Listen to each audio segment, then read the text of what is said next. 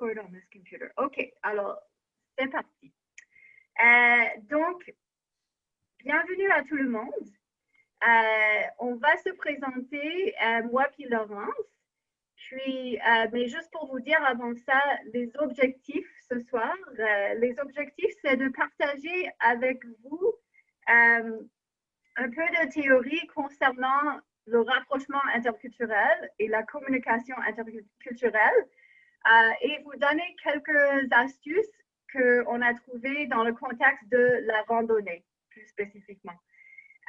Donc, moi, je vais plus intervenir quand on parle de randonnée et Laurence un peu plus quand on parle de communication interculturelle. Pendant ce soir, on va discuter, on va vous présenter quelques idées et explications et aussi on va vous appeler à participer. Et comme ça va être plus intéressant pour tout le monde. Donc, donc ça c'est pour le déroulement. Là, on va se présenter. Donc, moi, je m'appelle Adrienne. Je suis la fondatrice du programme plein air interculturel et également la coordonnatrice et l'animatrice. Et je travaille pour l'association récréative Milton Park, qui est un centre de loisirs à Montréal. Et le programme fait partie de ce centre de loisirs et aussi un autre. C'est ça. Pour moi, et puis Laurence, peut-être je vais te laisser te présenter. Merci Adrienne, bonsoir tout le monde. Donc, ça me fait plaisir d'être avec vous ce soir. Quelques visages que je reconnais aussi. Donc, je suis Laurence Lefebvre-Beaulieu, médiatrice interculturelle de formation et participante aux activités plein air interculturelles depuis, je pense, environ 2015. Donc, j'ai fait la connaissance d'Adrienne lors du Salon de l'immigration où je représentais la maîtrise en médiation interculturelle, puis on avait des stands finalement côte à côte. Puis, j'étais vraiment impressionnée quand j'ai vu son programme parce que finalement, ça regroupe mes deux passions, l'interculturel et le plein air. Donc, je suis vraiment ravie que 5 ans plus tard, on co-anime ensemble l'atelier. Merci de me permettre de participer à ça. Ah, c'est moi qui te remercie, c'est génial. Merci pour tout ton travail. Super. Donc là, je vais lancer un partage d'écran. Comme ça, on va pouvoir partager avec vous certains diapos. Alors, okay. Donc, je ne sais pas si mon ordi est un petit peu lent, mais ça devrait apparaître. Oui. Ça s'en vient, oui. Vous voyez? Oui, ça s'en vient. C'est en train de se télécharger. Oui, c'est très long. Je m'excuse pour ça. En attendant, je réalise que j'ai oublié en fait de mentionner mon emploi actuel. Je travaille comme chargée de projet au service de 3 organismes d'accueil et intégration des nouveaux arrivants partout au Québec.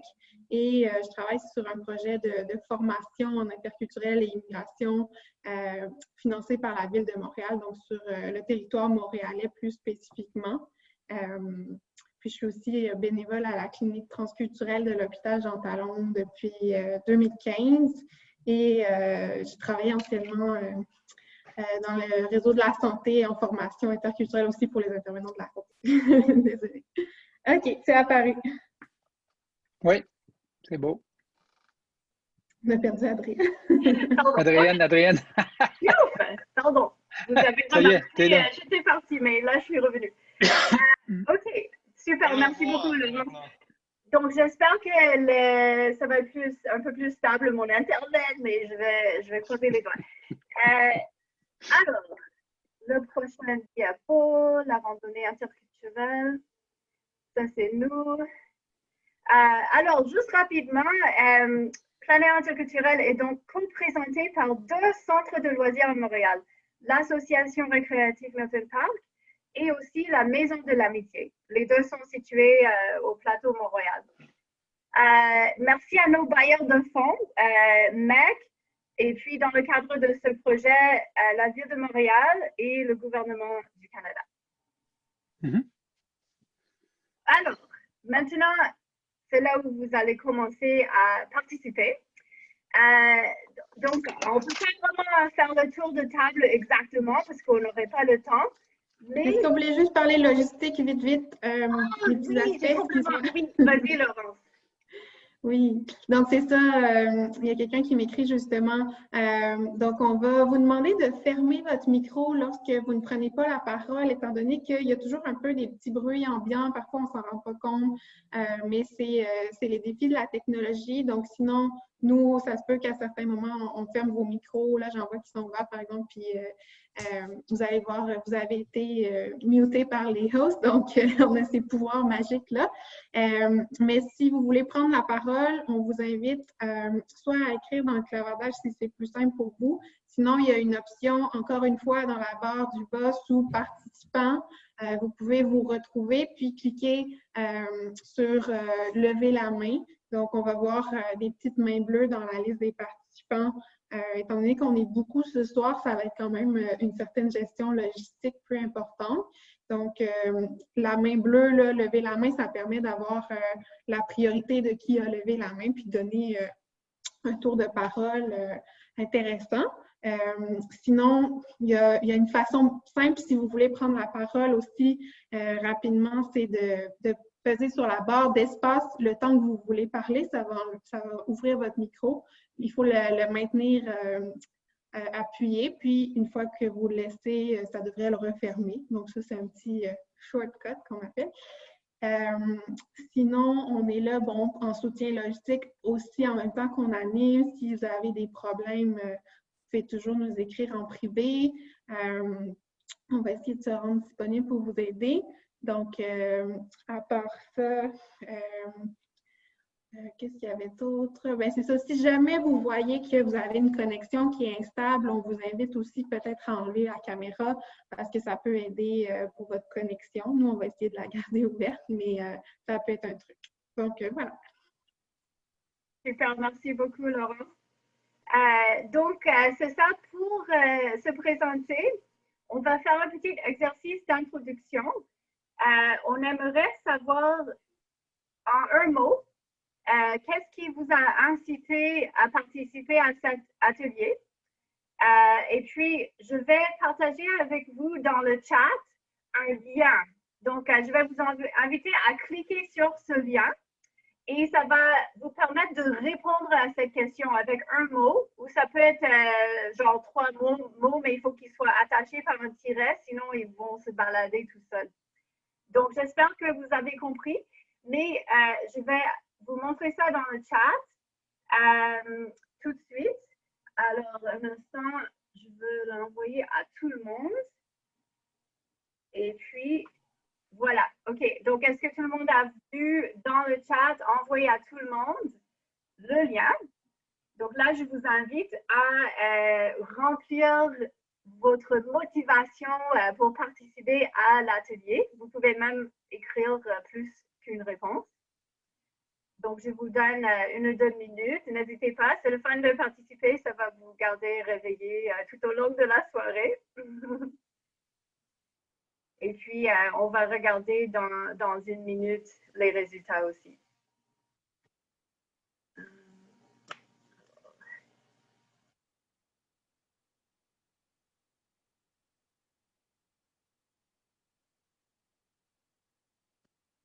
Est-ce que tout le monde a eu l'opportunité déjà de remplir le Mentimeter? Je vais essayer d'aller chercher les résultats. Alors, les résultats. M'en vient.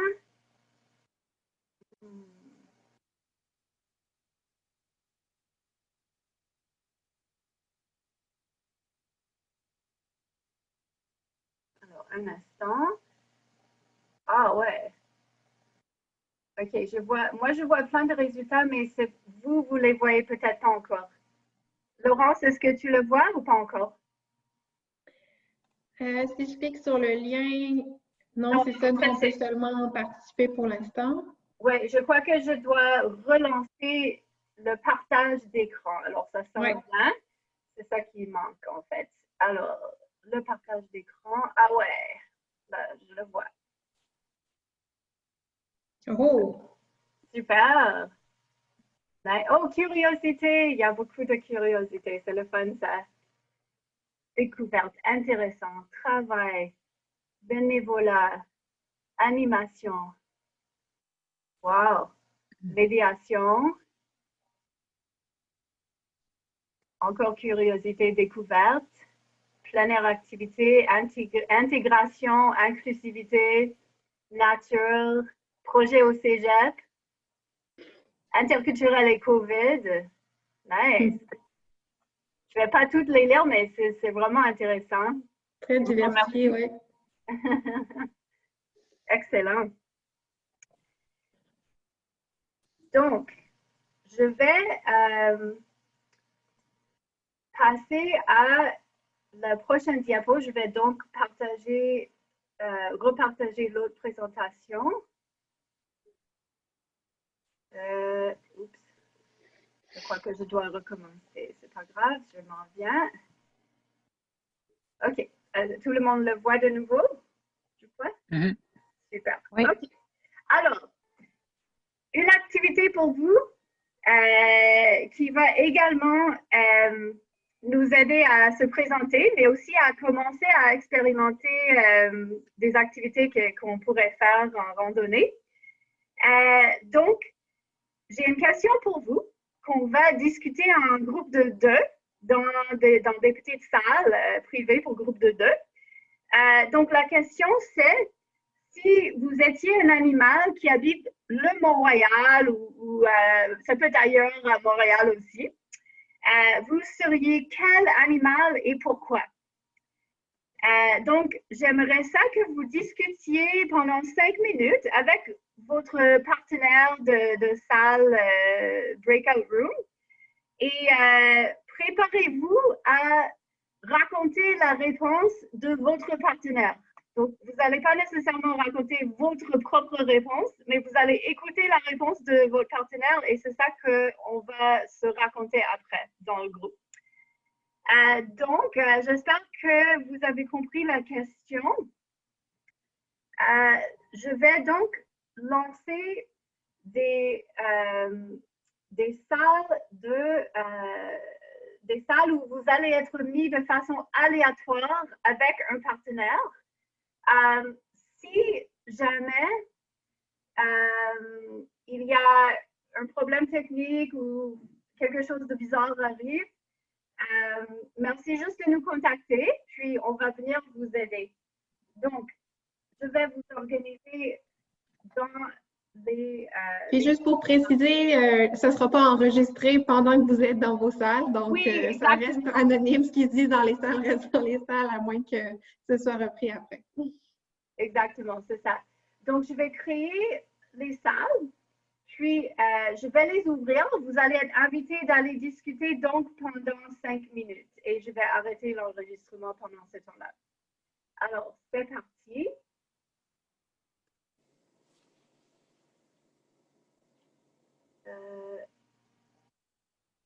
L'enregistrement, c'est fait. Super. Alors, merci beaucoup d'avoir participé à l'exercice. C'est vraiment le fun. Je vais inviter, est-ce qu'il y a un binôme qui se sent motivé de partager chacun la réponse de l'autre partenaire? Moi, je suis motivée. OK, c'est parfait, Élie. Donc, tu as ouvert ton micro, donc peut-être tu peux aller en premier puis présenter l'animal de ton partenaire de discussion. Oui, excusez. Oups. Voilà, excusez-moi. On t'entend plus. On t'entend plus. OK, là, c'est bon. OK, c'est bon. Donc, moi, j'étais avec Mélissa. C'est un autre nom qu'elle a sur son projet parce que c'est sa partenaire qu'elle a comme nom. Okay. Donc, elle se considérait comme une chouette parce qu'elle est très observatrice au niveau des autres. Puis, elle a quand même une grande sagesse une grande sagesse en général au niveau des relations. Voilà. Excellent. Merci beaucoup, Ellie. Donc, De rien. c'est Mélissa, hein, t'as dit. Oui, Mélissa, mais c'est un autre nom. Son Ah, nom, c'est Karen ou quelque chose comme ça. Exact, c'est Karen ça, le nom, Tavares. c'est Karen. Mais Ah, c'est Lisa. elle est là. OK, donc Mélissa, si tu veux présenter Ellie, ça serait merveilleux. Et merci beaucoup, Ellie. Oui, super, je m'excuse, là, j'ai un problème avec la caméra, donc vous ne pouvez pas me voir, mais Ellie, en fait, là, c'est ça, on n'a pas passé beaucoup de temps à se parler, mais Ellie, elle se voyait comme un écureuil roux parce que elle aime ça s'occuper de ses petits, puis en temps normal, elle est monitrice, là, je me souviens plus exactement dans quoi, mais elle est monitrice, donc elle est habituée de s'occuper des jeunes. Puis en plus, c'est une nouvelle maman, donc on voit qu'elle aime ça, les petits. Trop bien. Merci beaucoup. Donc, on va pas faire le tour de tout le monde. En fait, principalement, on va faire les autres retours dans le chat. Par contre, j'avais vu que quand même, Laurent, si tu me permets, j'ai vu qu'il y avait Eric et Olivia qui avaient levé leurs mains. Est-ce que c'est parce que est-ce que vous étiez un binôme ensemble? Moi, j'étais avec Catherine, non, c'est parce que j'étais volontaire. Parce que je OK, demandais des parfait. volontaires. Peut-être on va prendre le retour d'Eric aussi, et puis après ça, on va tout faire le reste dans le chat. OK? Si ça vous convient. Donc, Eric, rapidement, en une phrase. OK, alors rapidement, Catherine se voyait comme un orque, même si c'est rare à voir dans le parc La Fontaine sur le Mont-Royal, mais bon, parce que c'est un animal qui est très sensible, qui est très intelligent. C'est un animal grégaire, donc qui aime le groupe. Et puis, c'est qui adore l'eau, bien sûr. Voilà. Fantastique, merci beaucoup. Et, Puis, est-ce que le partenaire d'Eric voudrait aussi présenter Eric? Je ne sais pas si elle nous entend. Bonjour, je ne sais pas Oui. si vous me voyez. Oui, très bien. OK, moi, je ne me vois pas. Éric, dans le fond, se décrivait plus comme un ours qu'on ne voit pas non plus sur le Mont-Royal, à Montréal. Dans le fond, lui, c'était surtout pour le fait que des ours, on va en avoir peur comme instinctivement, on va avoir le préjugé, en fait, de ne pas s'approcher, mais qu'une fois qu'on dépasse le préjugé, bien, on peut découvrir d'autres qualités de l'ours. Ah ouais. Ah, j'aime ça comme réponse. Merci beaucoup, Catherine. Merci, Eric. Donc, pour toutes les autres personnes, incluant Olivia, si ça ne te dérange pas, Olivia, ce qu'on va faire, c'est qu'on va présenter son partenaire dans le chat, en utilisant le chat. Comme ça, on peut y aller vraiment tout le monde pêle-mêle ensemble. Donc, en une phrase, c'était quoi le prénom de votre partenaire et leur animal et pourquoi? Puis on va voir qu'est-ce que ça donne. Alors.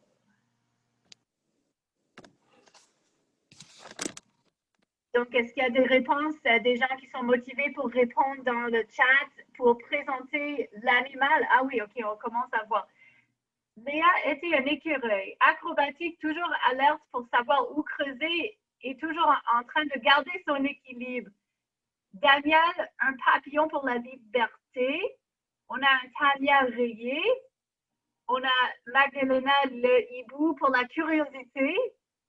Yevgeny, le raton laveur, curieux et sympa. Frédéric, écureuil, oups, je ne vois plus. Il y a beaucoup de réponses qui rentrent en même temps, c'est le fun. Alors, on avait d'autres écureuils, coyotes, chauve-souris, qui n'est pas chassé par personne. Un arbre, oh nice. Un canard, une marmotte relax, pas matinale, paruline qui veut planer au loin. Un autre raton laveur qui s'approche doucement. Reggie, le jet gris qui s'adapte à tout et qui est opportuniste. On a un autre écureuil. OK, je reconnais Ali le canari parce qu'il a dit ça sur Facebook. Agathe le pic-bois. On a un autre hibou, c'est Céline. On a un pic vert, un renard qu'on voit plus rarement. Ruben, l'écureuil, le seul animal qui connaît sur le Mont-Royal, c'est bon. OK, l'écureuil de Québec. OK. Étrange que ce soit rendu sur le Mont-Royal. Petit oiseau mignon qui passerait l'hiver. Écureuil libre et curieuse. Chauve-souris. Oh wow, merci pour toutes vos réponses. C'est vraiment beau. Rouge-gorge. Un autre oiseau. Ou peut-être une moufette. Un autre écureuil. Un chevreuil. Un chien. Louis-Philippe, l'oiseau qui va voir le Mont-Royal d'en haut. OK, on a plusieurs oiseaux qui veulent s'envoler et faire des nouvelles découvertes. Un oiseau, un hibou, un écureuil suisse, un petit mésange. Excellent. Ouh, j'aime ça. OK. Alors, merci pour toutes vos présentations. C'est le fun on se connaît un petit peu comme ça. Olivia, je vais te répondre ça après pour le Mont-Royal. Nice. OK. Donc, merci beaucoup pour votre participation à cette question. Donc, on va commencer cet exercice. En fait, c'est Laurence qui va nous dire quelques petits mots concernant cet exercice et le pourquoi. Merci, Adrienne. Donc, Adrienne, on voit qu'elle est intéressée de savoir vos animaux, puis moi, je suis intéressée de savoir les pourquoi, en fait, parce que la façon que vous avez de vous présenter, donc, on va parler un peu du concept de l'identité. L'identité, c'est un concept qui est fondamental dans le domaine des relations interculturelles, intergroupes. Donc, on voit la plupart d'entre vous, évidemment, cet exercice portait beaucoup à faire des associations avec vos traits de personnalité. Donc, on peut voir que dans la définition que les gens font d'eux-mêmes, l'identité, on a une recherche de positivité. Donc, on va toujours mettre de l'avant, en général, des qualités qu'on a, c'est ça, des points qui sont plus positifs. Donc, ça fait partie des dimensions de l'identité. Puis, on peut voir qu'il y a d'autres personnes qui ont amené d'autres facettes de leur identité. On a quelqu'un qui parlait que ça lui rappelait des souvenirs avec son grand-père, donc la facette plus familiale. On a quelqu'un d'autre qui nous a parlé de son rôle de maman, donc un rôle aussi au niveau familial. Là, c'est ça, ça a été tellement vite dans le chat. On a énormément de réponses. Mais on peut voir, en fait, ce qui est important de savoir, c'est que l'identité, elle est faite d'appartenances multiples. Donc, aucun de nous va avoir la même combinaison d'appartenances, mais on va avoir des dizaines et des dizaines d'appartenances différentes. On peut parler d'identité multiple, mais moi, j'aime citer un auteur qui s'appelle Amin Malouf, donc qui a écrit un essai qui s'appelle « Les identités meurtrières », qui dit qu'on a une seule identité, mais qui est faite d'appartenances multiples. Et des fois, on va dire les identités multiples aussi dans le jargon interculturel. Donc, si on vous parle de ça aujourd'hui, c'est pour vous dire que dans les activités de plein air interculturel, on souhaite la convivialité, évidemment, on souhaite le rapprochement à travers le plein air. Donc, quand on invite les gens à se présenter, c'est intéressant qu'ils se sentent à l'aise de nommer qui ils sont de la façon qu'ils ont envie de se nommer. Donc, un autre concept par rapport à l'identité, c'est qu'on a une identité qui va être affirmée quand c'est nous-mêmes qui la mettons de l'avant, mais l'identité peut aussi être assignée parce que, étant donné qu'elle est groupale, donc on va se reconnaître dans un groupe, mais il y a le groupe qui peut aussi nous assigner une identité, par exemple une identité d'immigrants, d'allophones, de francophones, anglophones, etc. Donc, avec cette activité-là, on priorise l'autodéfinition. Les gens qui vont mettre de l'avant les facettes qu'ils ont envie de mettre de l'avant. Donc, surtout des facettes qui sont positives. Au lieu de demander, par exemple, des questions « Qu'est-ce que tu fais dans la vie? » Bien, souvent, on peut ne pas savoir quoi répondre, on peut mettre de l'avant uniquement la facette professionnelle, mais finalement, ce n'est pas ce qui va créer du lien nécessairement dans notre activité ou beaucoup de personnes peuvent se faire demander comme première question d'où tu viens. Mais en même temps, cette question peut aussi, quand elle est répétée plusieurs fois à une personne qui vient d'arriver, ça peut avoir pour effet de l'exclure, qu'elle ne se sente pas appartenir à la société où elle se trouve. Donc, c'est intéressant d'avoir une question comme ça. C'est à la fois ludique, mais à la fois super intéressant pour créer des liens. Donc, c'est moins traditionnel. Puis, pour voir un peu mieux à quel point vous avez mis de l'avant différentes identités, on va vous lancer un petit sondage. Donc, comme je vous disais, soit identité ou appartenance. Il y en a des dizaines et des dizaines. On en a listé plusieurs. Puis, on vous invite à cocher quelle identité vous avez mise de l'avant quand vous vous êtes présenté. Est-ce que vous avez mis de l'avant l'identité familiale, l'identité professionnelle, l'identité de genre, etc. Donc, on va vous lancer ça. Vous devriez voir apparaître le sondage. Ah! Est-ce que vous le voyez? Ça me dit que ça n'a pas fonctionné. Toi, Adrienne, est-ce que tu... Oui, je vois un sondage. Okay. On le voit bien, on le voit bien. Parfait. C'était oui de l'avant. Quelques secondes pour répondre.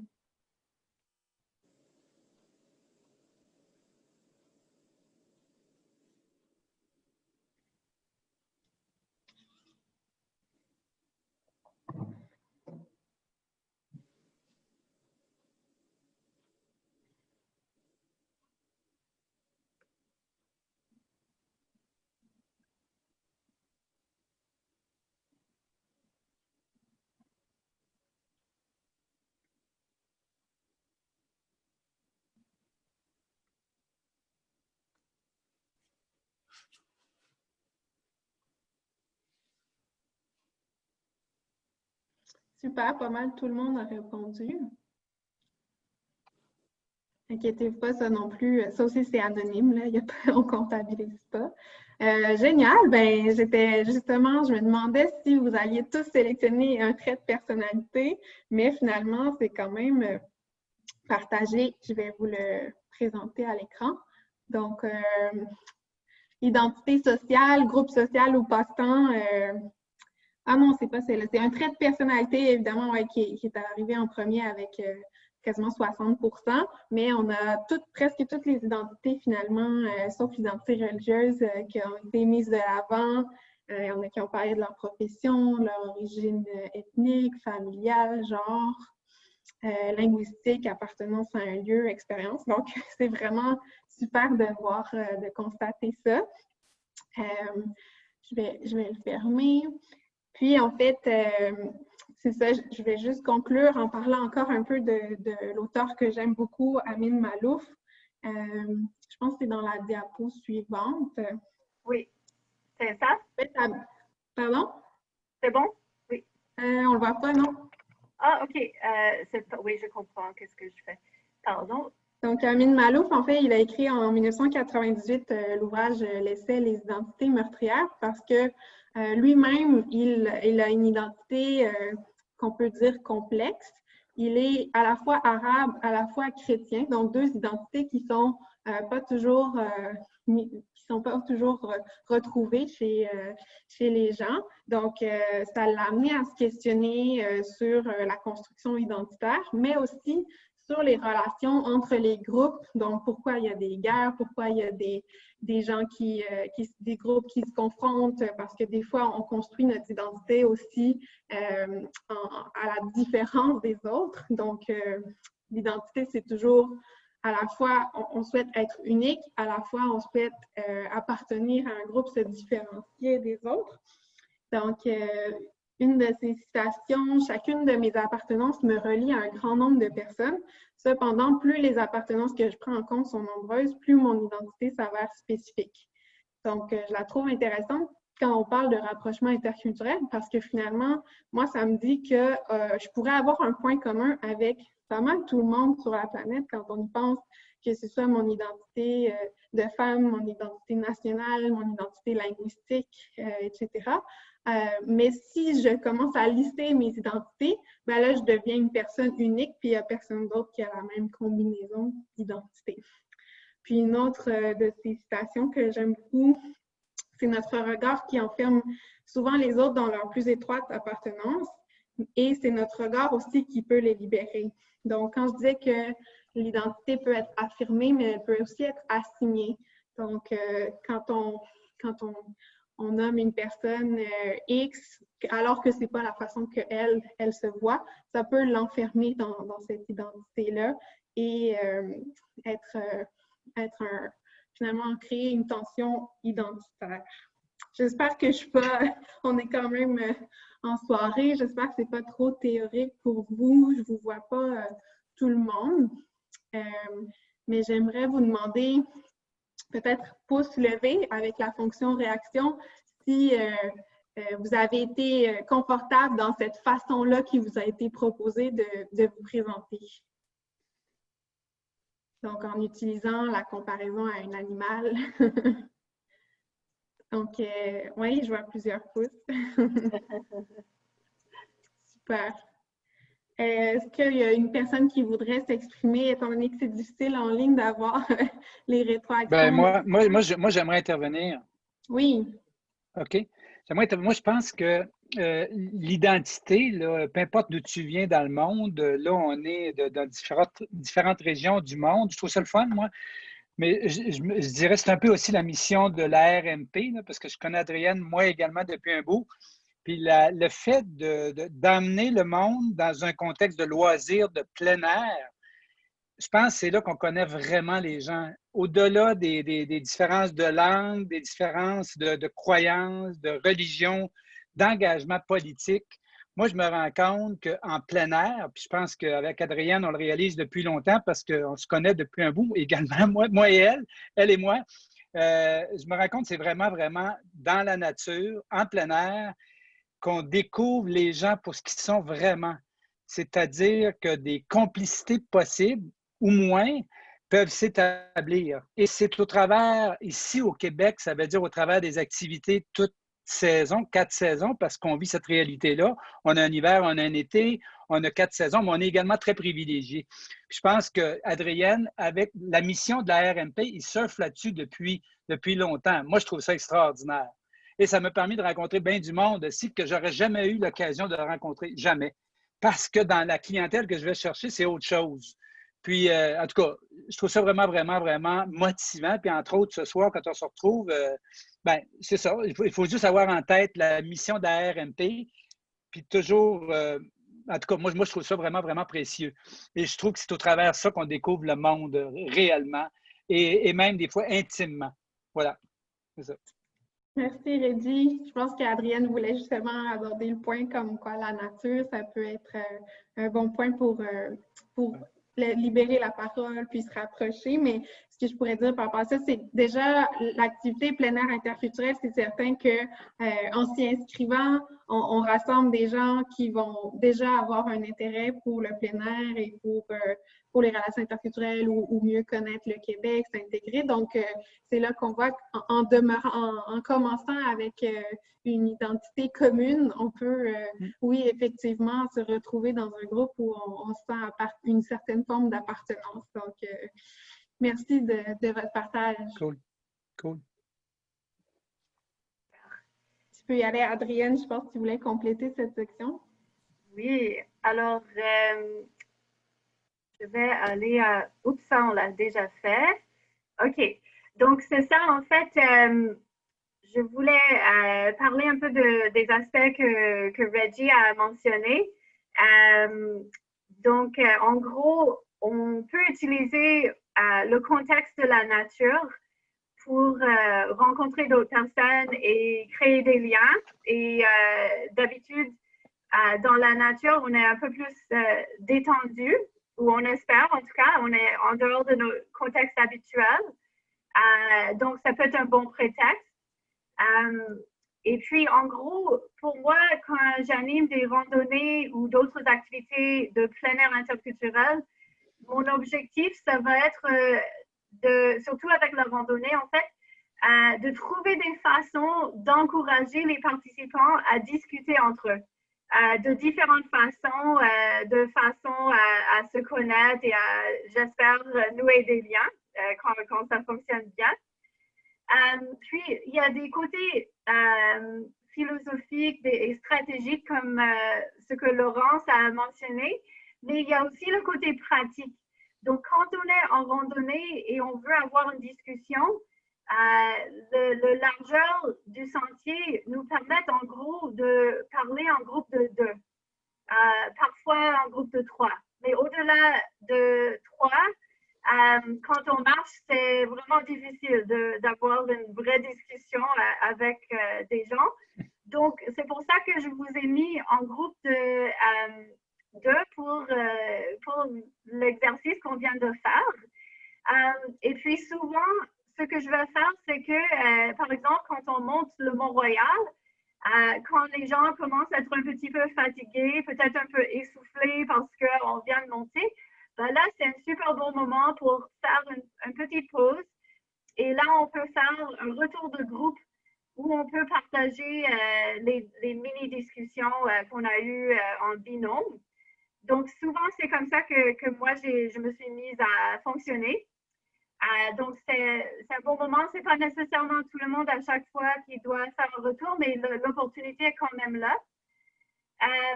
Aussi, souvent, je le fais dans le format d'un échange linguistique. Donc, c'est-à-dire que les gens sont aussi là parce qu'ils veulent pratiquer des langues. Souvent, ça va être français et anglais, mais on a déjà essayé l'espagnol et le français. Donc, les gens vont être motivés de parler, de discuter d'un petit sujet de discussion parce que ça leur donne l'opportunité de pratiquer leur langue qu'ils souhaitent pratiquer. Aussi, le fait d'inviter les participants à résumer la réponse de leur partenaire, je ne le fais pas à chaque fois, mais quand j'y pense, je trouve que c'est bien parce que ça peut amener une certaine écoute et une certaine complicité aussi entre les partenaires. Et puis là, avec la question avec l'animal, on a utilisé la nature comme point de départ. Encore une fois, comme en temps normal, je vois des groupes chaque semaine, donc je dois varier les questions. Donc, c'est sûr que ce n'est pas toujours autour de la nature comme point de départ, mais quand c'est possible, c'est le fun parce que les gens sont souvent ravis d'apprendre un petit peu plus sur la nature, sur le Mont-Royal ou ailleurs, si on est ailleurs. Et peut-être une dernière remarque que je voulais mentionner maintenant, c'est qu'on n'a pas besoin d'être un expert pour animer et expliquer un peu les aspects de la nature. Moi, quand j'ai commencé avec Plein Air Interculturel en 2010, je sentais bien que c'était le fun de présenter les animaux du Mont-Royal, de aussi présenter les arbres, les feuilles, mais vraiment, je connaissais les érables. Je ne savais pas comment les différencier. Et je connaissais les bouleaux, puis peut-être le chêne. Si je trouvais une feuille de chêne, je pouvais dire que c'était un chêne. Mais c'était vraiment pas grave parce qu'on a parlé des érables, on a parlé du sirop d'érable et après le bouleau, l'écorce de bouleau. En tout cas, on peut vraiment commencer avec les connaissances qu'on a et après, si on veut creuser plus loin, on peut creuser plus loin. Donc, voilà pour ce que je voulais mentionner pour la randonnée plus spécifiquement. Puis, il y a une autre question que j'aime bien que ceux qui participent à mes activités savent que c'est une question qui revient assez souvent parce que je l'aime. Souvent, je vais demander aux binômes de trouver 3 éléments que vous avez en commun ou 2 éléments, peu importe, avec leur partenaire de discussion. Puis souvent, il y a toutes sortes de réponses intéressantes et étonnantes, mais encore une fois, ça permet aux gens de se connaître et pas nécessairement de se définir par les facettes habituelles. Donc, c'est bon pour moi. Je ne sais pas si Laurence, tu veux poursuivre avec le prochain sujet. Oui, c'est ça, je vais poursuivre. Donc, il y a juste la diapo astuce que j'ai passé vite, mais c'est ça, de mon côté, l'astuce que je vous propose, c'est de trouver une façon pour laisser les gens se définir eux-mêmes puis porter une attention particulière aux questions qu'on pose parce que ça peut des fois toucher des facettes sensibles de leur identité. Ouais. C'était ici l'astuce en question. Oui, voilà. Oui, OK, parfait. Merci. Super. Donc, je vais retourner au prochain sujet, la discussion d'opinion.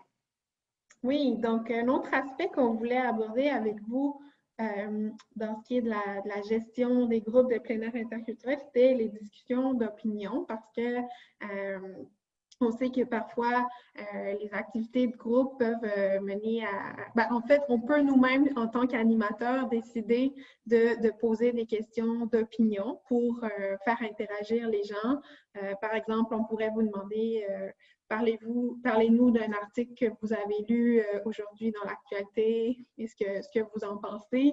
Et puis, ça peut ouvrir des questions d'opinion. Ah, maintenant, on voit un carré sur ton écran. Oui, je m'excuse, j'ai fait quelque chose d'un peu étrange.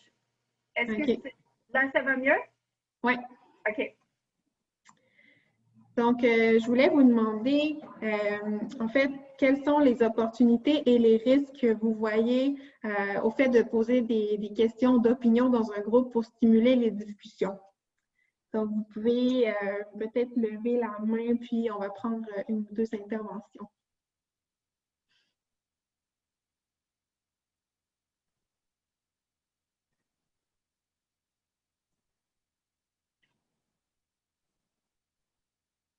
Ah, je vois qu'il y a Élie qui a... Ah oui, excusez-moi, il y a Vincent. J'étais dans la liste, mais j'étais trop basse. Donc, on a Élie puis Vincent. Vous pouvez y aller. Je ne sais pas si je commence ou... Oui, c'est bon. OK. Donc, excusez-moi, c'était les inconvénients ou les... Excusez, là, j'ai... C'est ça? Oui, les opportunités ou les risques de parler de discussion d'opinion. C'est sûr, ben, selon moi, au niveau des risques, je vais plus y aller au niveau des risques. C'est si c'est vraiment des sujets plus politiques dans les pays extérieurs, s'il y a des personnes qui viennent de ce pays-là puis qu'on connaît pas tant le sujet, ça peut emmener des tensions, puis ça peut peut-être emmener quelqu'un à se refermer sur lui-même. Donc, excuse-moi, je vais laisser la réponse risquer de blesser l'autre exactement. Ça peut blesser l'autre si on s'exprime mal parce que c'est pas nécessairement un sujet qui nous touche ou si on est d'une ethnie particulière. Juste par rapport à notre couleur de peau, voir l'opinion, on vit pas les mêmes difficultés que l'autre. C'est ce que j'avais à dire, en fait. Merci, Élie. Oui, Vincent. Ouais, ben moi, je vois aussi comme risque peut-être. Moi, je travaille beaucoup avec des ados, hein, puis des fois, je pense que c'est la difficulté, des fois, de faire la différence entre une opinion puis un fait. Puis des fois, il y a des.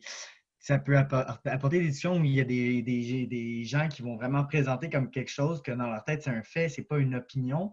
Puis là, ça peut venir justement heurter ou ça peut te faire des tensions parce que justement, là, on est comme.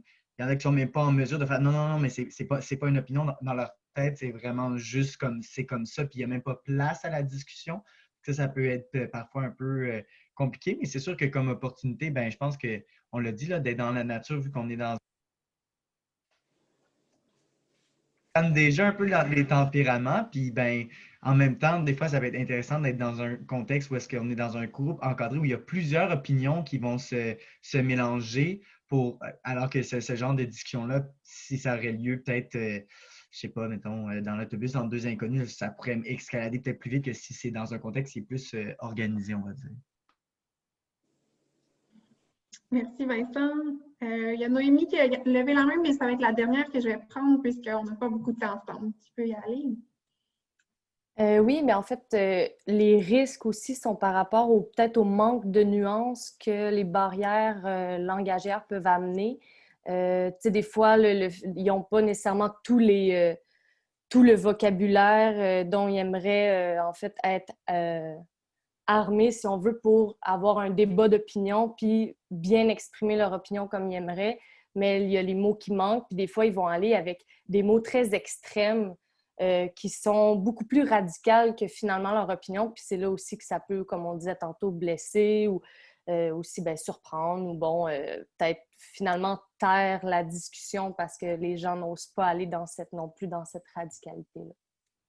Intéressant l'aspect linguistique, puis je pourrais aussi ajouter que à l'inverse, une personne qui écoute quelqu'un qui parle dans une autre langue peut aussi avoir des mésinterprétations de certaines choses qui sont dites. Donc, il peut y avoir des faux pas involontaires aussi à ce niveau-là. Donc, intéressant, merci de vos apports. Donc, c'est sûr qu'on pourrait en parler longtemps, mais ce que je tiens à mentionner ce soir, c'est que encadrer des discussions d'opinion, c'est quelque chose qui peut être délicat.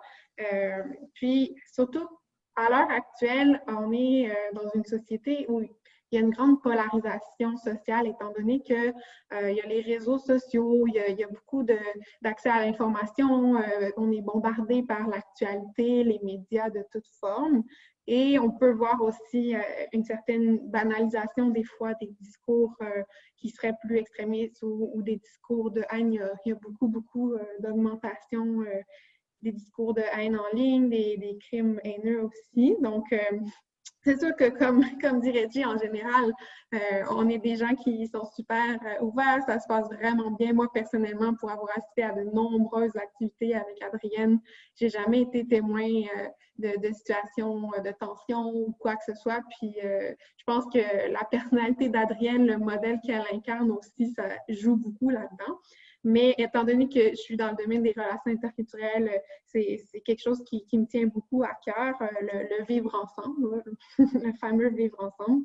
Donc, c'est ça. Et puis, il faut savoir qu'en contexte interculturel, il y a beaucoup de sujets d'actualité qu'on entend qui peuvent toucher l'immigration. On peut parler Charte des valeurs, la loi 21, les changements politiques au niveau des programmes, la baisse des quotas d'immigration, les demandeurs d'asile aux frontières, en ce moment la régularisation des travailleurs essentiels demandeurs d'asile. Donc, il y a toujours un peu quelque chose qui se passe dans l'actualité qui peut toucher les personnes issues de l'immigration, puis ça peut amener à des débats parce que ça touche l'identité québécoise aussi, donc encore l'identité. Donc, il faut faire très attention. Donc, ça peut, comme il y a des personnes qui ont dit, ça peut avoir des opportunités de discussion intéressantes, mais pour s'assurer d'éviter les risques le plus possible, on a quelques petites suggestions pour vous. Donc, on peut toujours proposer certaines consignes. C'est sûr que l'atelier en soi n'est pas entièrement dédié à la discussion puis aux échanges. Donc, si c'était vraiment un atelier de 2 heures où on est dans un cercle de parole et on s'ouvre sur un sujet, là, c'est vraiment important de prendre un temps pour donner des consignes. Sinon, dans un groupe, soit vous pouvez demander c'est quoi, selon vous, les conditions pour que nos échanges se passent bien, puis on a des personnes qui peuvent donner des suggestions, puis ça engage les participants quand c'est eux-mêmes qui les disent, surtout auprès des jeunes. Vincent, tu dis que tu travailles auprès des jeunes, je sais, et j'ai aussi donné des ateliers auprès des jeunes où là, je trouvais que c'était important de les impliquer dans les consignes qu'on allait mettre ensemble pour notre échange. Mais sinon, vous pouvez simplement rappeler les objectifs de l'atelier. Donc, je rappelle qu'on est ici aujourd'hui pour avoir des échanges linguistiques, du plaisir, profiter du plein air, de la nature. Donc, déjà là, ça met le ton d'une certaine manière. Apprendre les uns les autres. Donc, sinon, vous pouvez aussi comme je disais, Adrienne, pour moi, elle représente un bon modèle parce qu'elle incarne une posture qui est à la fois ouverte, mais à la fois, elle ne laisse pas passer de discussions qui pourraient porter à la dérive ou quoi que ce soit. Donc, démontrer de l'ouverture sans soi-même prendre parti pour qui que ce soit, mais ne pas laisser passer, donc rester ferme si jamais on entend des commentaires qui pourraient frôler la discrimination ou quoi que ce soit. C'est important de fermer ça puis de de dire que c'est pas quelque chose qui va être toléré dans le groupe où on est en ce moment. Mais encore là, on doit faire attention, puis ça peut être bon de parler un à un avec la personne aussi en dehors, après ou à un autre moment, pour s'assurer qu'elle reste confortable dans le groupe, puis qu'elle ne s'est pas sentie lésée non plus là-dedans. Est-ce que je voulais ajouter autre chose par rapport à ça? Donc, je pense que c'est pas mal ça. Ouais.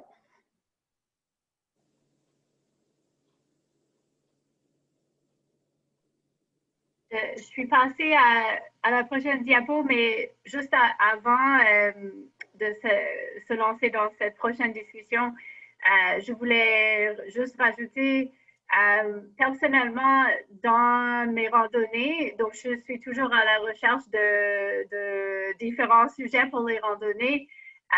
Donc, j'essaie de les changer et donc, je trouve que des fois, je parle quand même de l'actualité.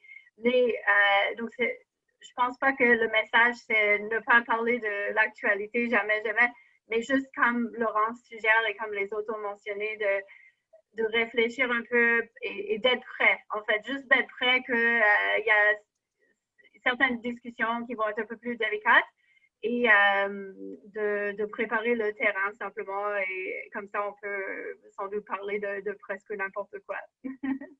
Oui, c'est ça. Puis je réalise que j'ai oublié de parler du dernier petit carré dans la diapo précédente. En fait, je disais de minimiser ses interventions en tant qu'animateur. Donc, quand on fait, par exemple, le tour du groupe rendu à la pause pour savoir quelle discussion a eu cours dans les différents groupes, l'animateur est plus là pour faciliter les échanges, mais il ne faut pas qu'il commence à rebondir trop sur ce qui est mentionné par une équipe et par une autre. Donc, je disais de minimiser ses interventions, puis essayer de faire attention de ne pas poser de questions ou quoi que ce soit qui pourrait alimenter involontairement un débat au sein du groupe.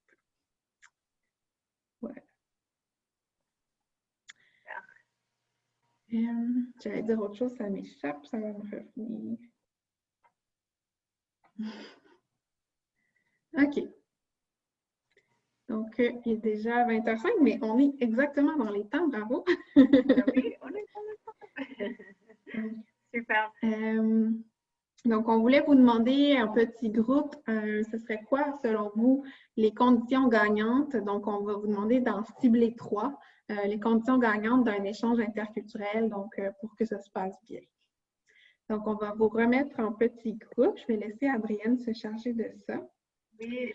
En fait, je vais essayer de prendre 1 minute pour changer tout le monde de groupe. Je dois le faire manuellement, donc je vais le faire. Puis pendant ce temps-là, Laurence, si tu as une autre chose à dire aussi. Oui, OK, parfait. Aussi, quelqu'un avait une question ou quelque chose. Donc, je m'en viens dans vraiment pas longtemps. OK. Oui, c'est ça. Ce que je voulais dire pour finir, c'est le fait que c'est ça, quand on est vraiment dans un atelier qui est centré sur la discussion puis les sujets qui peuvent être sensibles, c'est bon toujours d'avoir quelqu'un qui peut être un peu, qui a une expérience d'intervention puis qui peut s'assurer, on dit souvent en anglais, que ce soit un safe space, donc un espace sécuritaire pour que personne ne se sente mal ou quoi que ce soit. Donc, c'est sûr que dans les ateliers de plein air interculturel pour les animer, on ne vous demande pas nécessairement d'avoir une expérience d'intervention ou de travail social. Vous allez avoir différents niveaux d'aisance par rapport à ça. Donc, c'est important aussi de se connaître en tant que personne. Donc, si vous vous dites gérer des discussions sensibles, je sens vraiment pas que je serai à l'aise, bien, vous pouvez décider d'aller vers d'autres questions qui seraient potentiellement moins confrontantes. Mais comme je vous dis, en général, ça se passe très bien dans les expériences que j'ai. Est-ce que quelqu'un voudrait faire un petit commentaire là-dessus ou avoir une question avant qu'on passe en petit groupe?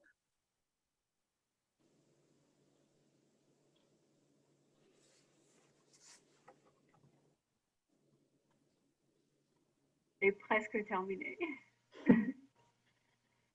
Est-ce que c'est possible de redire qu'est-ce qu'on attend du petit groupe?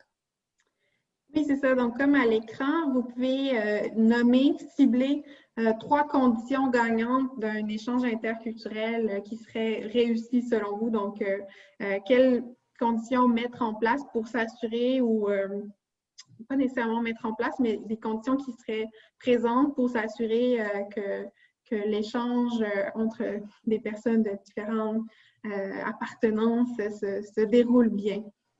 Je ne veux pas inciter de réponse, donc c'est un peu large, mais je suis sûre que vous allez tous trouver certains éléments de réponse. Il n'y a pas de bonne, mauvaise réponse. Finalement, moi, je vais vous parler un peu au niveau de la théorie, mais il y a plusieurs bonnes réponses.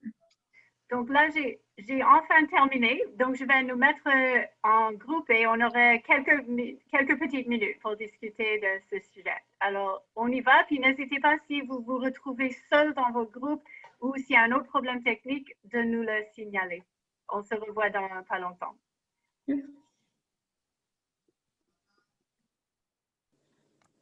Donc, on peut arrêter l'enregistrement. Est-ce que les diapos vont être disponibles aussi? Oui, exactement. Je vais vous envoyer à la fin, enfin, sans doute demain ou après-demain, le PDF de la présentation. Donc, comme ça, vous pourrez le consulter par la suite et aussi l'enregistrement au cas où s'il y a des personnes qui ne l'ont pas vu, ça va être partagé également. Donc, je vais remettre le partage d'écran.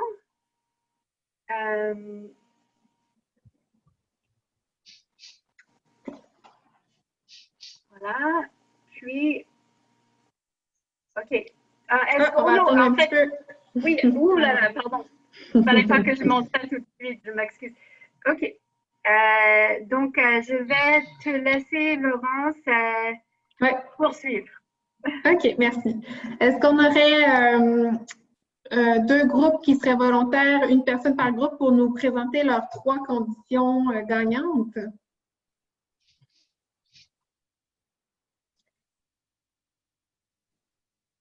Léa, oui. Allô!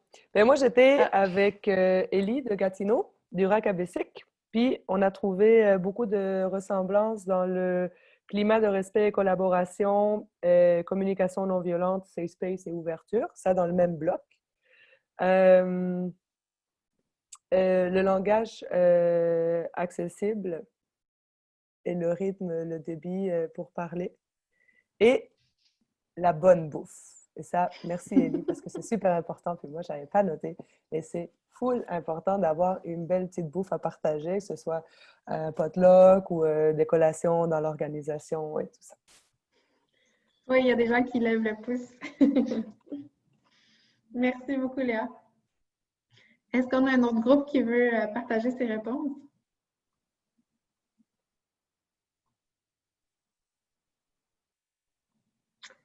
Élie, oui? Oui, excusez-moi.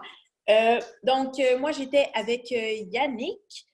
Donc, nous, on a parlé beaucoup de l'ouverture parce que si on arrive la tête baissée, en fait, c'est évidemment, on ne sera pas apte à la discussion. On a beaucoup parlé de la planification. Donc, si on a plusieurs sujets de discussion, que ça ne fonctionne pas, vraiment en avoir en arrière, être assuré, en fait, d'avoir de la discussion pour tout le long de l'activité. Puis vraiment, la curiosité à l'autre, donc vraiment être intéressé. Puis, c'est ça, la curiosité à l'autre. Voilà. Merci beaucoup. Donc, étant donné que le temps file, je vais devoir y aller. Désolée, Eric, tu vas pouvoir peut-être l'écrire dans le chat. Donc, en fait, toutes ces réponses sont bonnes. Là, comme je vous disais, il y a plusieurs conditions qui favorisent un échange interculturel. Puis, ce que vous avez nommé est super intéressant. Ça rejoint ce que Adrienne et moi, on a discuté. Je voulais vous parler d'un ouvrage, en fait, qui date de très longtemps. C'est un psychologue américain qui s'appelle Gordon Allport qui se demandait, en fait, est-ce que la rencontre entre des personnes de différentes origines ou nationalités, en fait, différents groupes, peut contribuer à réduire les préjugés? Est-ce que c'est simplement cette rencontre-là? Puis finalement, il a émis l'hypothèse que oui, parce que ça permet d'augmenter nos connaissances puis de combattre l'ignorance. Mais pour optimiser cette rencontre intergroupe qu'il appelle, il propose de respecter 3 conditions gagnantes. Donc, on peut passer à la prochaine diapo. Donc, selon lui, pour réduire les préjugés et les stéréotypes, les 3 conditions, c'est de s'assurer de l'égalité dans le statut des personnes qui interagissent ensemble. Donc, de s'assurer de créer un climat égalitaire où il n'y a pas de hiérarchisation. Donc, quand on dit qu'il y avait un climat en nature qui faisait que finalement, on sentait qu'on n'était plus à l'aise de discuter, ben, peut-être c'est le fait qu'on revient à notre justement état de nature, on est tous un être humain, donc de se sentir égalitaire, on n'est pas là avec notre veston cravate, nos facettes, chapeau professionnel, on est tous des personnes qui ont envie de profiter du plein air et il y a une certaine égalité. Bon, c'est sûr que dans la société, il y a des rapports de pouvoir. Le fait qu'on maîtrise une langue versus ne pas la maîtriser, on peut se sentir infériorisé ou non par rapport à ça, mais de promouvoir une égalité entre les personnes qui sont présentes. Sinon, il dit aussi poursuivre des objectifs communs. Donc, quand on dit aussi qu'on est là pour les mêmes raisons, profiter du plein air, participer à des échanges linguistiques, rencontrer des gens, donc avoir des objectifs communs. Puis, encadrer la relation par une certaine forme d'autorité. Donc, on pourrait penser à Adrienne qui est là, puis qui s'assure de justement préparer les séances, les encadrer, proposer des sujets de discussion et tout. Donc, finalement, c'est aussi les conditions, souvent, qu'on pourrait dire, d'un jumelage interculturel réussi. Pour ceux et celles qui connaissent les programmes de jumelage interculturel, Léa, sûrement que à Singa Québec, vous connaissez très bien. Et moi, personnellement, j'ai fait mon essai de maîtrise sur les pratiques de jumelage interculturel au Québec. Donc, j'ai cité Gordon Allport là-dedans. Donc, il y a beaucoup de similarités finalement entre plein air interculturel et le programme de jumelage interculturel. Puis, on a l'auteur Pettigrew qui ajoute aussi la 4e condition qui est la possibilité de développer un lien d'amitié. Donc, c'est souvent des échanges qui vont être sur le long terme, des personnes qui vont se rencontrer et qui vont pouvoir développer un lien d'amitié. Je pense qu'on peut facilement faire le parallèle avec plein air interculturel. Donc, ça ressemble à ça de mon côté. Je vais laisser Adrienne compléter. Je pense qu'il y a déjà peut-être quelques personnes qui commencent à quitter. Donc, merci à ceux et celles qui doivent nous quitter d'avoir été là. Parfait. Merci beaucoup. Donc, pour poursuivre avec les conditions gagnantes pour une randonnée interculturelle, donc en plus des conditions déjà mentionnées par les participants et par Laurence, comme Laurence disait, la possibilité de développer un lien d'amitié, ça devient plus facile quand on peut se revoir plus souvent. Donc, c'est-à-dire, par exemple, on a une activité qui se passe ou qui se passait avant de passer en zone rouge tous les jeudis soirs. Donc, les mêmes personnes ou des fois quelques différentes personnes, mais souvent les mêmes, se revoyer un certain nombre de fois les jeudis soirs. Donc, ça permet de rencontrer des gens. Ou sinon, si on fait une activité qui dure toute la fin de semaine, donc la randonnée en refuge, par exemple, puis il y a du travail d'équipe à faire, etc., ça peut aussi aider à nouer des liens, bien sûr, comme pour tout le monde. Donc, aussi, je ne vais pas en parler dans le détail du tout, mais bien sûr, si les participants se sentent en sécurité au niveau de la logistique, des dangers potentiels, la météo, etc., c'est vrai que quand on organise une activité sur le Mont-Royal, c'est pas trop compliqué, mais ça dépend où on est, avec qui on est. Il faut que je m'adapte au niveau physique des participants. Des fois, je peux avoir des participants qui sont plus essoufflés, puis il faut juste garder l'œil parce qu'on ne veut pas avoir trop des problèmes à ce niveau-là. Ensuite, souvent, je vais fournir une activité brise-glace qui aide les participants à trouver leur binôme. Donc, j'ai beaucoup parlé de binôme, mais comment est-ce qu'on se met en binôme? Soit ça peut être par le hasard, donc simplement je peux donner un chiffre à chacun et tout le monde qui a le numéro 7, les 2 personnes qui ont le numéro 7 sont partenaires. Les 2 personnes qui ont le numéro 3 sont ensemble. Sinon, ça peut être plus ludique. Quand j'ai fait la question pour quel animal vous seriez, souvent je vais distribuer des petites feuilles de papier avec l'image d'un animal. Et donc, les 2 personnes qui reçoivent l'image du renard vont ensemble. Ou ça peut être des petits papiers où il y a un papier qui a une question, puis l'autre a la réponse, ou un mot, puis la définition. Donc, ça peut aider aussi avec l'apprentissage de la nature ou de la langue, etc. Donc là, avec COVID, j'ai essayé de pas trop me fier sur les petits morceaux de papier. Mais en tout cas, ça, c'est quelque chose en développement pour trouver d'autres façons de former les binômes. J'ai trouvé ça important quand j'anime une activité sur le Mont-Royal qui dure 1h30, 2 heures. Je trouve c'est important de changer de partenaire au moins une fois. C'est sûr que j'invite les gens de librement parler avec qui ils veulent, en fait, mais on commence quand même en binôme.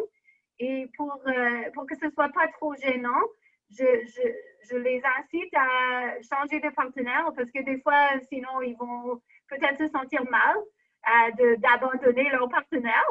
Donc, des fois, ça ne se fait pas spontanément. Mais je trouve que c'est important parce que comme ça, tout le monde a au minimum discuté avec 2 personnes pendant la petite balade. Et parfois, les gens ont différents niveaux linguistiques. Alors, c'est le fun de parler avec quelqu'un, d'aider quelqu'un qui est un peu moins fort ou alors bénéficier de quelqu'un qui est un peu plus fort au niveau linguistique. Et aussi, il y a des gens qui sont plus timides, des gens qui ont plein d'idées de discussion aussi, à part ce que j'ai fourni. Donc, si on peut changer de partenaire, ça fait juste plaisir. On rencontre une autre personne et a une autre énergie.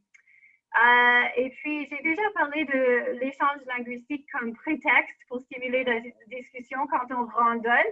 Ça marche bien en randonnée. J'ai essayé avec d'autres activités comme dans le passé, comme le patin, le canot, camping, des choses comme ça. Mais vraiment, la randonnée, c'est le plus pratique pour vraiment focuser sur la discussion et la pratique linguistique explicitement. Puis, dernier point, comme on avait dit, randonner dans la nature, ça peut vraiment faciliter les discussions.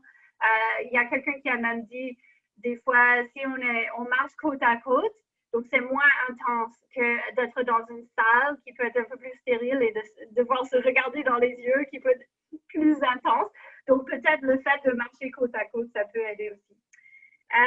Donc, en fait, c'est ça que je voulais mentionner par rapport à ce diapo. Et puis, je crois que je vais juste passer à oh oui, c'est ça. Donc, juste avant, est-ce que Laurence, tu avais d'autres choses à rajouter avant que je passe à l'évaluation et quelques derniers mots? Je pense que la diapo après, il y a quelques références pour aller plus loin. Oui. On peut regarder vite, mais c'est sûr que vous allez les recevoir par courriel.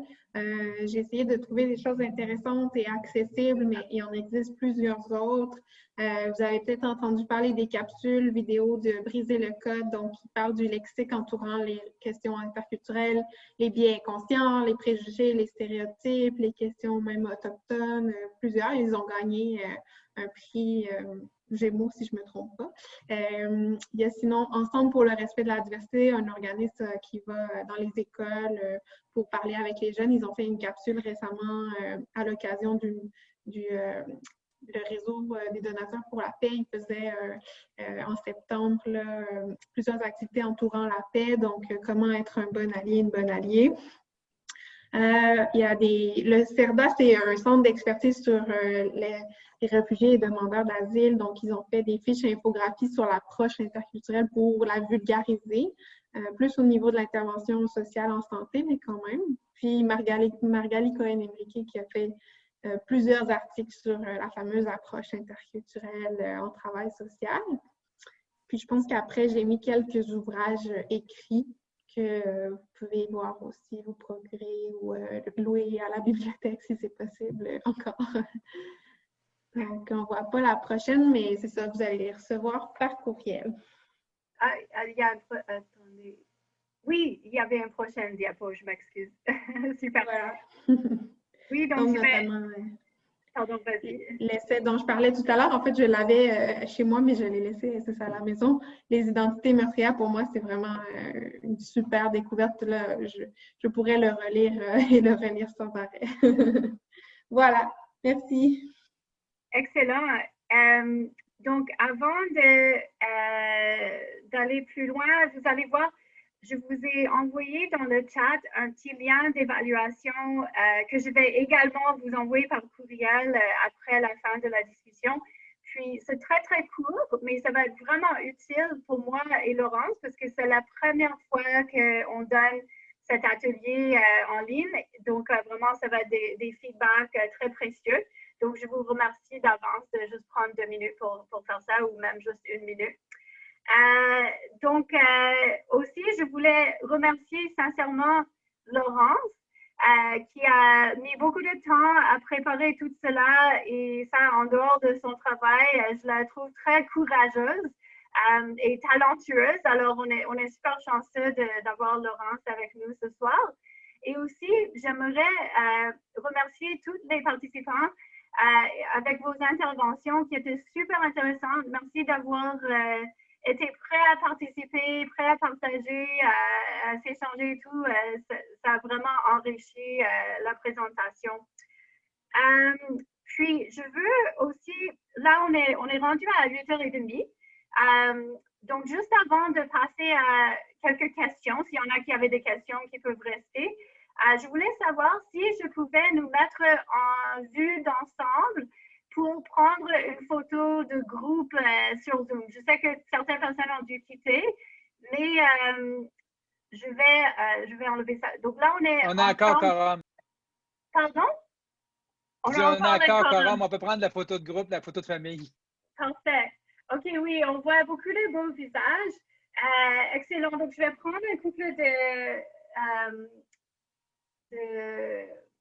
d'imprimer d'écran. Donnez-moi 2 secondes. Puis peut-être pendant que je fais ça, si quelqu'un pense à une question, il pourrait peut-être le préparer ou le mettre dans le chat et comme ça on pourrait répondre par la suite. Est-ce que tu nous dis go ou tu les prends comme ça? Pour les questions. Votre sourire. Peut-être, est-ce que c'est mieux si on se lève les mains, peut-être, pour les questions? Oui, j'ai dit, c'est vrai, j'ai pas dit, OK, pardon. Donc là, je suis sur la 2e page. La première, j'ai juste pris sans vous prévenir. Peut-être je vais réessayer. Donc là, sur la 2e page, peut-être, je vais quand même dire 1, 2, 3 avant d'imprimer l'écran. Donc, 1, 2, 3, c'est la photo. OK, c'est bon, super. On va dire que c'est bon pour les photos. Peut-être si quelqu'un a une question, si quelqu'un veut rester 2 minutes pour des questions, moi, je peux rester, puis sans doute Laurence aussi quelques minutes. Donc, n'hésitez pas peut-être juste vous lever la main et puis, OK, on a des mains levées. Est-ce que c'est des nouveaux mains levées ou des nouvelles mains levées? Oui, OK. Donc, peut-être, Léa, on pourrait t'inviter à poser ta question. Je voulais savoir si en ce moment, vous avez une adaptation des activités en mode COVID et si comme c'est vraiment comme interdit ou s'il y a une possibilité de faire, parce que moi, je suis comme en train d'idée comme des sorties pour quand même ne pas mettre à risque pour ce qui est des rencontres, mais on est en train de réfléchir à tout ça. Et je voulais vous féliciter parce que c'était vraiment le fun comme animation et c'est vraiment un super bel atelier. Super, merci beaucoup Léa pour le feedback positif, c'est très gentil. Pour l'adaptation au COVID, pendant le premier confinement, on avait fait j'avais mis en ligne un échange linguistique mais qui ne comprenaient pas nécessairement une dimension de plein air. Donc, en fait, j'ai pris des nombres, j'ai pris des préférences linguistiques et j'ai mis des gens en binôme. Après, c'était à eux de trouver un lieu et un lieu en ligne, je veux dire une plateforme et une heure pour se rencontrer. Et je fournissais un sujet de discussion chaque semaine. Et ça se poursuit pour certains binômes même maintenant. Donc, ça a commencé en avril pour certains binômes. Certains se sont jamais rencontrés parce que vraiment, ça prenait pas nécessairement d'engagement. Puis d'autres sont toujours en train de se rencontrer de temps en temps. Et puis, sinon, j'ai fait des petites vidéos nature, tout ça. Là, c'est le deuxième confinement. Les règles ont un petit peu changé. J'ai écrit à la direction de la santé de Montréal par rapport à la question. Donc là, nous sommes en zone rouge ici à Montréal. Ma question, c'était en zone rouge, est-ce qu'on aurait le droit d'aider les participants à trouver un partenaire d'entraînement sans que ça a l'air d'encourager les contacts non nécessaires ou sans que ça a l'air d'être une activité encadrée ou dirigée. Et j'ai eu la réponse que ça serait possible en théorie, mais il faudrait vraiment que ce soit juste moi qui mette les gens en contact et après que je ne m'implique plus du tout et pour que ce ne soit pas une activité dirigée. Et en plus de ça, ils ont dit que je devais expliquer qu'en théorie, ça serait la seule personne qui voit en dehors de leur bulle familiale. Donc, c'est quand même strict. Je pourrais t'envoyer la réponse que j'ai eue, mais peut-être ça laisse quand même une possibilité, mais c'est très limité quand même pour ce qui est en personne. Sinon, je suis en train de faire un brainstorming avec moi-même pour peut-être envisager, est-ce qu'on pourrait imaginer des cours par exemple cet hiver, un cours de ski de fond où ça se passerait sur Zoom et qu'après les gens, on prête l'équipement aux gens et il faut qu'ils aillent pratiquer par eux-mêmes et après peut-être revenir avec leurs questions et voir pour la suite. Donc, je ne sais pas, est-ce que ça c'est trop une activité dirigée? On verra rendu là en janvier. Et je poserai aussi la question. Donc, ça, c'est quelques pistes de réflexion, mais on est en plein de réflexion maintenant. Donc, merci pour la question.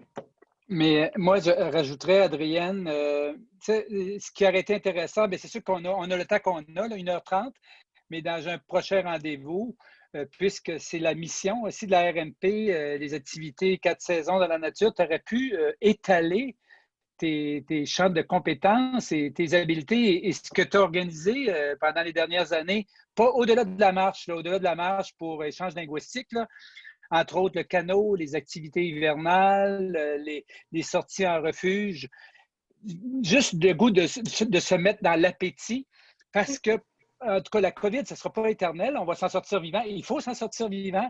Moi, j'arrive à organiser une sortie dans les Chic-Chocs pour mars, mais jusqu'à la semaine passée, les fonctionnaires de la CEPAC à Québec me disaient que c'était possible. 8 dans un refuge, autant dans l'arrière-pays qu'en camp fixe. Mais tu sais, c'est comme, il y a des balises, tout ça peut changer, là. Mais entre-temps, ce que tu as fait, c'est quand même le fun de le savoir et de le partager parce que je trouve qu'on est quand même pas mal nombreux ce soir. Ça serait le fun dans un prochain rendez-vous.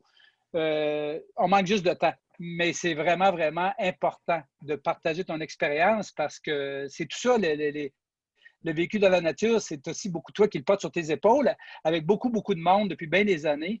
Je trouve que ça mérite d'être su, d'être entendu. Voilà. Mais merci, ça a été super, j'ai apprécié. Vraiment, là. Chapeau. Chapeau, vous deux. Merci, Reggie, c'est gentil, c'est super intéressant. C'est vrai qu'on fait plein d'autres activités aussi et je n'ai pas parlé de toutes les activités. Juste avant, je ne veux pas oublier que Élie a également une question. Donc, si tu veux poser ta question. Excusez-moi. Oui, en fait, ma question, c'était au niveau des activités, je sais que présentement, ça, c'est pour Montréal. Donc, je me demandais si vous connaissiez des activités, mettons, dans la Nodière, s'il y avait des groupes comme vous dans la Nodière ou dans d'autres régions du Québec qui faisaient la même chose. Puis, autrement, en voyant les organismes ou les personnes, je ne savais pas qu'il y avait un truc de francisation au Cégep Marie-Victorin. Donc, je viens d'apprendre ça. Je viens du Cégep Marie-Victorin. Je ne savais pas du tout. Ça, c'était un plan, mais sinon, mon autre question, c'est vraiment plus au niveau des groupes extérieurs à Montréal. Alors, les groupes à l'extérieur de Montréal que je connais qui focus vraiment sur le plein air interculturel. Donc, je connais un groupe à Sherbrooke qui s'appelle Plein air interculturel Estrie. Et on voit, ils font beaucoup de randonnées aussi, beaucoup de pratiques linguistiques avec des jumelages avec des nouveaux arrivants et des bénévoles. Puis, je connais aussi à Québec un organisme qui s'appelle Motivation Jeunesse, qui est très focusé sur les ados qui sont soit dans des situations de difficulté, des nouveaux arrivants, des réfugiés, toutes sortes de statuts, qui font des activités vraiment très impressionnantes en plein air, comme des longues balades à vélo jusqu'à Montréal, des choses comme ça. Donc ça, c'est les deux que je connais. Je ne sais pas si... OK, Agathe veut qu'on précise les noms dans le chat. On pourrait faire ça. Ou par après, est-ce qu'il y a d'autres personnes qui pourraient peut-être rajouter dans le chat si vous connaissez un autre groupe qui est vraiment focusé sur le plein air et le rapprochement interculturel? Parce que sinon, c'est sûr que les organismes d'accueil des nouveaux arrivants, tous les cours de francisation, ils font quand même des activités de plein air, des activités de loisirs comme façon de faire découvrir le Québec et la société québécoise. Donc, même si le focus n'est pas à 100% le plein air, c'est sûr qu'il y a d'autres organismes qui font des initiations au patin ou d'autres activités comme ça. Merci beaucoup. Merci à toi. Est-ce qu'il y avait d'autres questions pour nous? Oui, je vois que Ali a une question. Oui, merci Adrienne. Non, c'est juste que j'ai vu mentionner le micro-programme de l'UQAM. Il est mentionné souvent sur le chat. Alors, est-ce qu'il y aurait quelqu'un qui pourrait nous briefer sur ce micro-programme? C'est quoi les modules? Est-ce que ça fait partie du programme Performa? C'est quoi exactement? Merci. Bonjour. Peut-être que je peux prendre la parole, Adrienne? Oui. Récemment, mais Adrienne le connaît très bien parce qu'elle vient faire des présentations parfois dans notre micro-programme. Alors, c'est un micro-programme de 2e cycle, c'est après le bac. Et puis, il existe depuis 5 ans. Ce soir, on a ici quelques étudiants là, qui sont venus écouter Adrienne de ce micro-programme-là. Et puis, les étudiants, chaque année, c'est un programme de 15 crédits. Et puis, il se fait à l'UQAM, donc en situation urbaine. Et puis, l'idée, c'est qu'il y a plusieurs étudiants qui sont présents, qui devront monter, entre autres. Ils ont des cours, toutes sortes de cours, dont physiologie de l'exercice en milieu extrême, des cours aussi sur la pédagogie. Mais ils devront surtout monter un cours, pas un cours, mais ils devront monter un projet de plein air qu'ils devront mettre en œuvre. Alors, voilà ce que c'est ce micro-programme-là. Et puis, on est beaucoup en lien avec Adrienne qui vient nous présenter parfois la partie plus interculturelle. Merci beaucoup. Il y a eu dans le chat la mention... Juste pour Yannick, juste une petite question. Vos étudiants, ils viennent d'où? Ils viennent de partout au Québec. On a des étudiants de la Rive-Sud, de la Rive-Nord, mais principalement de Montréal. Merci, c'est super. Merci pour la réponse et la question. Et merci aussi dans le chat, j'ai vu qu'il y avait la mention de guider auprès de nouveaux arrivants dans le parc de la Gatineau et aussi le groupe Gatineau plein air Outaouais qui serait impliqué aussi avec un milieu interculturel, si j'ai bien compris. Aussi, je pourrais mentionner, il y a Parc Canada qui faisait, jusqu'à cet été, qui faisait des grandes initiations au camping destinées principalement à des familles de nouveaux arrivants. Il y avait chaque été sur le bord du canal de la Chine à Montréal une grande initiation au camping où les tentes sont fournies, l'animation est fournie et tout. C'est vraiment une première expérience. Et aussi dans le parc de la Mauricie et d'autres parcs à travers le Canada. Donc, c'est sûr qu'il y a des initiatives comme ça. Il y a la CEPAC qui a déjà essayé ça. Je ne sais pas si ça continue aujourd'hui, mais il y a les institutions qui se penchent sur la question aussi. Alors, il y a Ali qui a une autre question.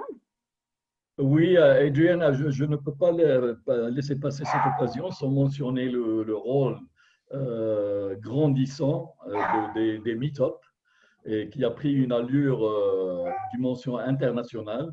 Ils viennent sous différentes formes, du plus médiocre au plus compétent, au plus professionnel. Et ça aussi, ça contribue, que ce soit à Montréal, au Canada ou ailleurs. C'est vraiment un outil, une institution en tant que telle qui contribue à ce multiculturalisme, c'est une communication internationale.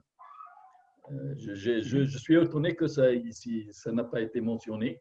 Je dis Meetup, mais comme exemple d'autres groupes, il y en a plein. Mais c'est aussi à mentionner avec leurs défauts et leurs aspects positifs. Super, c'est un très bon point. Meetup.com où on peut se joindre à des groupes de randonnée, de plein air, à toutes sortes de groupes. Et c'est vrai que ça a l'air de caractère très interculturel aussi. Il y a du monde vraiment de partout et dans toutes sortes de situations. Donc, merci pour le rajout. Est-ce qu'il y avait une autre question?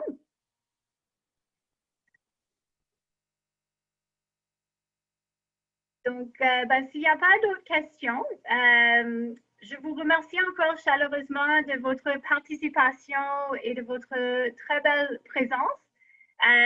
Je vous envoie donc l'évaluation à l'instant et puis un peu plus tard, dans un jour ou deux, le PDF de la présentation et aussi le lien au cas où que vous vouliez partager l'enregistrement. Et merci encore à Laurence aussi. Merci beaucoup, Adrienne. Merci à tout le monde. C'est un plaisir. Merci. Merci beaucoup. Merci, c'était vraiment fun. Merci. Merci. Bye bye. Bonne soirée. Bye bye. Bye. Bye. Ciao. Merci à tous. Merci et à toutes.